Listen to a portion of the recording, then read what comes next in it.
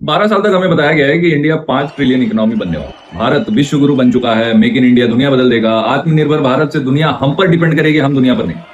हर speech में confidence, हर rally में छाती फुलाना और होर्डिंग्स पर विजन।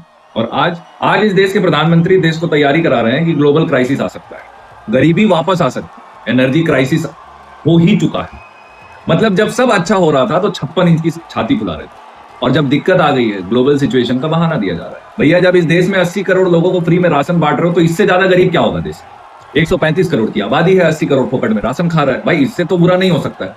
क्रूड ऑयल जब हिस्टोरिकली लो था, मतलब डबल डिजिट में भी नहीं होगा, तब पेट्रोल प्राइसेस बढ़ाए गए, और ये कहकर बढ़ाए गए कि टैक्स कलेक्शन से राष्ट्र निर्माण होगा। और वॉर तो 3 महीने से चल रहा है लगभग। शुरुआत के 2-2.5 महीने में इन्होंने रेट नहीं बढ़ाया। क्यों? क्योंकि इलेक्शन कैंपेन करना था, शोभा यात्राएं निकालनी थी। और फिर जैसे ही इलेक्शन का रिजल्ट आया और अपने फेवर में आया, फिर याद आया कि अबे यार, ईरान वॉर में तो लोगों को मैंने नया काम दिया ही नहीं, थाली पिटवा दिया था, दिया जलवा दिया था, गैस की लाइन भी लगवा दी। अब क्या करें जिससे देश एक बार फिर देशभक्ति का सर्टिफिकेट ले सके? तो इट्स टाइम टू चेक कि हमारे कितने भक्त अभी भी बचे हुए हैं। और फिर उन्होंने देशभक्ति के नाम पर पब्लिक को पेट्रोल पंप भेज दिया। पेट्रोल कम भरवाना देशभक्ति है, सोना नहीं खरीदना देशभक्ति है, सवाल नहीं पूछना देशभक्ति है, प्रेस कॉन्फ्रेंस नहीं करना देशभक्ति है। यानी कि अंधभक्ति ही असली देशभक्ति है। और आयरनी देखिए, महिलाओं के अकाउंट में पैसे आते रहेंगे, आशीर्वाद मोदी जी को मिलता रहेगा, वोट के बदले नोट का इकोसिस्टम चलता रहेगा, बेरोजगार युवा रील बनाता रहेगा क्योंकि अनएम्प्लॉयमेंट पर जीएसटी तो लगता नहीं है, अडानी अंबानी के प्रोजेक्ट्स के एनवायरमेंट क्लियरेंसेस स्पीड से निकलते रहेंगे, बीजेपी के पार्टी ऑफिस पर कोई ऑस्टेरिटी नहीं दिखेगी, उस पर कोई ग्लोबल क्राइसिस नहीं आएगा, election rallies, LED campaigns, giant cutouts, media optics सब फुल स्पीड पर चलेगा।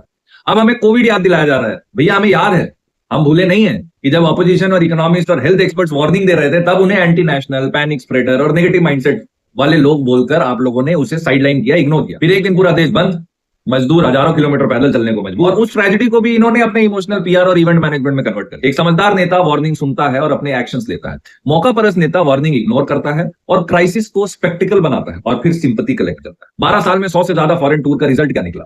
वहां जाकर भी भाई साहब अपनी ही होर्डिंग लगवाते हैं, अपने ही बारे में बात करते हैं, अपने ही लोगों द्वारा अपने लिए नारे लगवाते हैं। कम से कम उन देश के लोगों से, उन देश के लीडर से कुछ सीख ही लिया होता कि साइलेंट गवर्नेंस कैसे। लेकिन इनको अपना एनआरआई स्टेडियम भरवाना है, लोगों को गले मिलना है, बच्चों को आशीर्वाद देना है, ड्रोन वाले शॉट्स लेंगे, हैशटैग को ट्रेंड कराना है। भैया, अगर इतनी ही डिप्लोमेटिक मास्टरी थी तो आम आदमी की जेब मजबूत क्यों नहीं हुई? रुपया मजबूत क्यों नहीं हो रहा है? यूथ का जॉब सिक्योर क्यों नहीं हो रहा है? लेकिन टेंशन मत लो, कोई नई पेट्रियोटिक मूवी आ जाएगी, फेकू फाइल्स, 1500 करोड़ कमा लेगी, पब्लिक थिएटर में ताली बजाएगी, मीडिया प्राइम टाइम में डिबेट चला देगा, और असली सवाल जो है वो फिर पोस्टपोन हो जाएगा।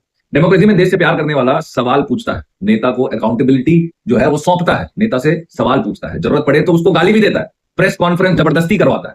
भक्ति और सिटीजनशिप में फर्क होता है।